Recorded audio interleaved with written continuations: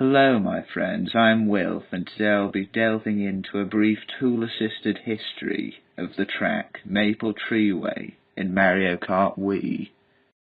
Now first things first, a question which immediately comes to mind for the likes of a casual gamer is, what is a tool-assisted speedrun? Well, a tool-assisted speedrun is a theoretical fastest time done with the use of an emulator, which requires a human to input, frame by frame, piecing together a computational masterpiece. And of course Mario Kart Wii isn't the only game that is experimented with to such lengths. The likes of Super Mario 64 or even The Legend of Zelda: The Ocarina of Time have such devoted people who are willing to work on these runs.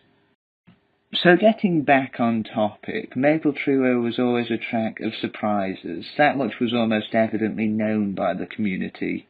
How did this glitch come to the surface, though? Well, it's actually simpler than it seems. The core mechanics of the glitch were already known, such as, for example, using the bump after the cannon to skip a large proportion of the track. The only problem being that the lap would not be counted, due to the game knowing you haven't crossed certain key checkpoints farther along the track. However, the brilliant discovery of the player and TAS at BlackieBoy39 made it so crossing these checkpoints further along the track wasn't required.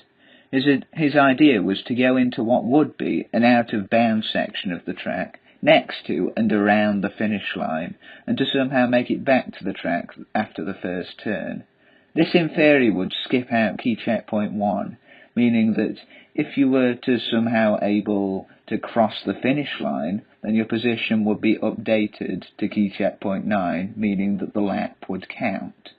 The video on screen is by Malio and uses FreeFly. September 9th, 2012, the first tool-assisted speedrun was completed by none other than Malio. This run was quite influential to many, as it seemed to spark the realization in people that this glitch was humanly viable. Maleo also found a consistent way of getting into the out-of-bounds area without the use of a mushroom and FreeFly. This run finished at a 1:54.569. However, this would only be the start of what was to come. On September 11th, 2012, Maleo discovered the one shroom glitch, which involved doing a wall clip off of the root of the tree. This therefore meant that on September 15th, 2012, the first Maple Treeway 3 out of 3 glitch tool-assisted speedrun was completed once more by Maleo. Mentionable strategies that were added to this run were the one shroom glitch and getting a low recovery off of the cannon.